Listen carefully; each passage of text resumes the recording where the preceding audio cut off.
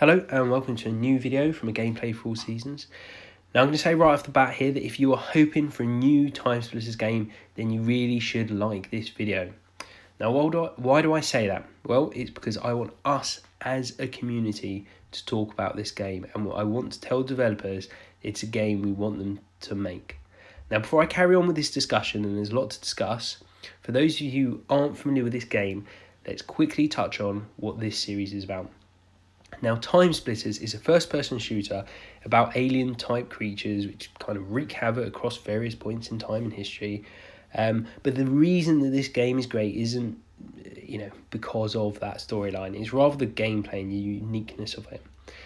Now, this gameplay is fun. It's sort of tongue-in-cheek approach to the first-person shooter with an array of comical characters that you can be. And there's really a lot to choose from. Each game, and there's been three so far, have all had more and more characters that you can be. And you can be humans, you can be robots, and my favourites are the different animals you can be. You can be monkeys, ducks, etc, etc. It's all rather fun. And the good thing about all that, most characters really did feel quite different from each other, which was very nice. Okay, but anyway, back to the point of the video then. So if you do a little bit of research on this game, and this is the bit I've done for you, it becomes clear this series isn't actually cancelled, despite the fact it's coming on, I think it's over 15 years since Timesplitters 3 came out.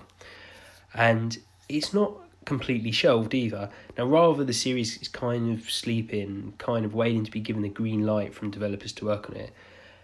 It's probably a post-it note up on some developer's wall somewhere saying in the potential buckets if we think people are going to go buy it. So that's where I think it currently is at the moment. It really could be ready to go if we show enough interest. Because, as I say, why hasn't it been given the green light so far? And it seems relatively straightforward, at least to me. It seems that the developers, who is THQ Nordic, who own the rights to this game, are concerned that the game won't receive the interest once it's announced, and it will not financially be viable.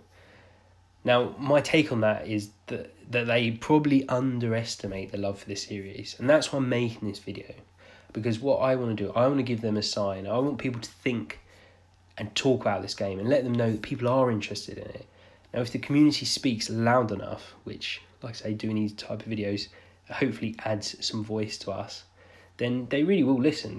They want to make games that we want to play, and to me, this is certainly a game I want to play, and I'm sure a lot of you want to play as well.